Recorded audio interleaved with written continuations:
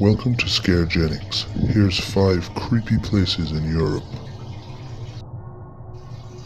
Number 1. City of the Dead, Russia. Just outside the remote Russian village of Dargavs lies a medieval necropolis, fittingly called the City of the Dead. This ancient burial ground holds the remains of more than 10,000 people, many of whom lie eternally with their clothes and belongings, and some locals believe that anyone who dares to enter won't return alive. While much mystery surrounds this graveyard located just over the border from Georgia, historians are gradually unraveling its full story, even though the date of its construction is still just an estimate.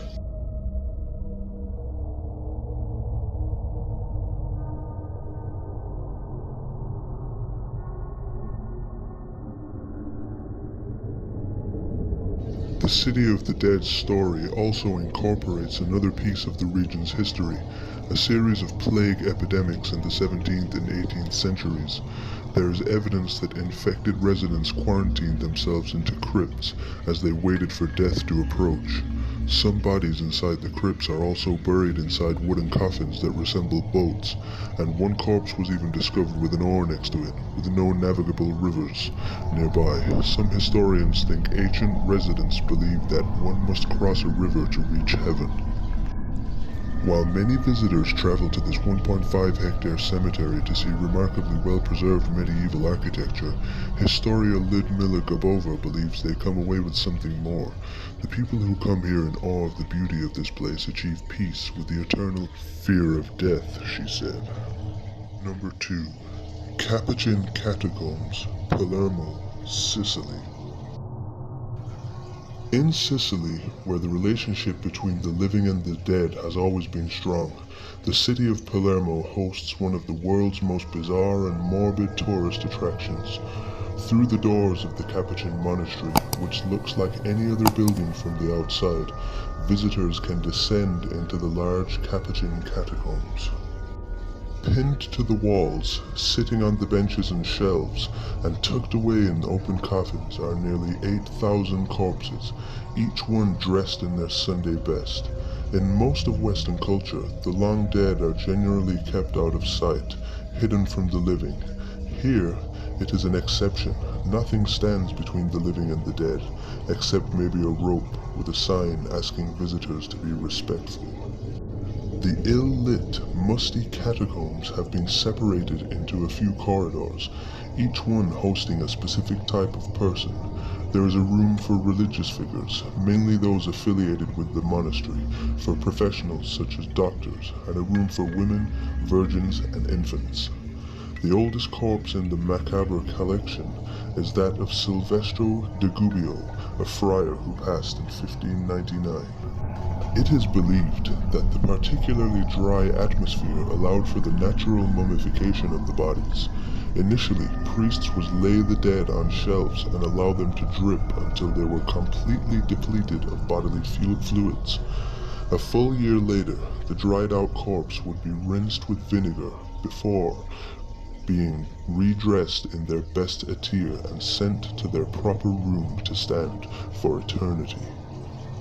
One of the most recent to be interred was Rosalia Lombardo, only 2 years old when she was embalmed in 1920. The embalming procedure has kept Rosalia looking so well preserved that she has been dubbed Sleeping Beauty. The embalming procedure, which was lost for decades, consists of formalin to kill bacteria, alcohol to dry the blood, glycerin to keep her from drying, salicylic acid to kill fungi, and the most important ingredient, zinc salts to give the body rigidity. Number 3. The Crypt of Santa Maria, Rome, Italy. Our Lady of the Conception of the Capuchins, erected between 1626 and 1631, was commissioned by Pope Urban V 111. It is one of the most uncommon churches in Rome thanks to its unusual crypt. The interior of this small church stands out because of its bare walls and discreet decoration, which contrasts greatly with the majority of the temples in Rome and their ostentatious ornaments. However, this is not what makes it so special. The main appeal of Our Lady of Conception of the Capuchins is found in the church's crypt, where many visitors will feel a chill down their spines as soon as they walk down to the ossuary. After the church was finished in 1631, Cardinal Antonio Marcello Barberini, who was a member of the Capuchin friars, ordered that the remains of the members of his order to be moved from the cemetery to the church's crypt. The bones were to be placed on the walls in a specific way, creating different motifs and designs full of religious symbolism, a site where the friars would come to reflect and to pray. The crypt is divided into 6 pocket-sized chapels, decorated with the bones of 4,000 Capuchin friars who died between 1528 and 1870. The effect is as shocking as it is macabre. As well as the walls covered in individual bones, the chapels also house truly chilling whole skeletons dressed with the Capuchin ground habit. Despite what it might seem, the ossuary is an imaginative cult for the dead which only seeks to demonstrate that the body merely contains the soul. The Church of Santa Maria is usually unnoticed by the crowds of tourists that seek to explore the macabre crypt and its decor of skeletons. Although it is a very unusual and unforgettable experience, it might be unsuitable for overly sensitive people. Number 4. Capuchin Crypt, Brno, Czech Republic. The bodies found in the Capuchin crypt date back hundreds of years, but they were only recently rediscovered and open to the public. Here, church members and monks have been buried directly below the main altar of the monastery up until the 18th century. Only 24 of the original 200 mummies remain. Monks and supporters of the religious order were buried in the cellar until the end of the 18th century. The Capuchin crypt in Brno is a funeral room found in a Capuchin monastery in the mid-17th century. The bodies of people buried there unintentionally turned into mummies because of the geological composition of the ground, which had a unique soil structure. A notable member buried in the crypt was Baron Franz Schreck, a member of Austrian Imperial Army born in 1711. He died while in prison for treason, but was still given his own room in the crypt, complete with a glass coffin. The monks were laid to rest on a simple wooden plank on the ground, with their heads resting on a brick, in their hands a rosary bead.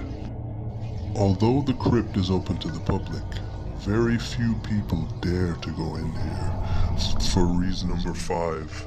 The Hallstatt Bonehouse, Hallstatt, Austria.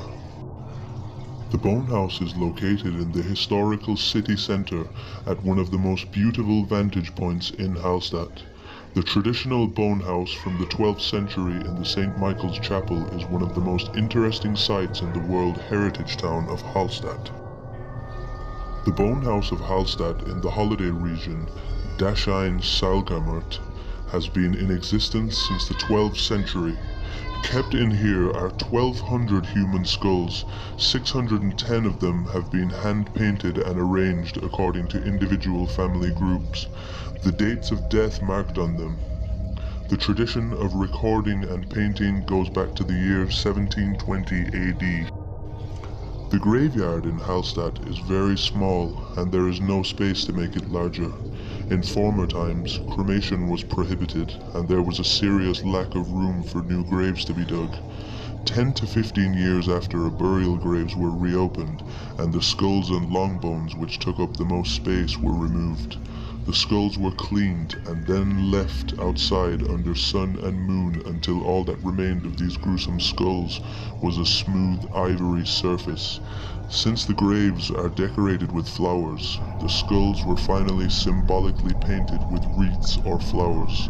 A snake was symbolically painted on the 2 skulls under the cross, which is considered a symbol of death and sin, or Adam and Eve. Above these 2 skulls, the cross of redemption. The bonehouse custom lives on. The most recent addition to the bonehouse was in 1995, and this skull has been placed to the right of the cross. a woman who had passed away in 1983, stated her personal wish was to have her skull placed in the bonehouse. Those who wish for their skulls to be placed in the bonehouse must state this in their will. 10 years after their burial, the skull will be removed from the grave, chemically cleaned, and then painted. Thanks for watching, and I look forward to seeing you in the next episode.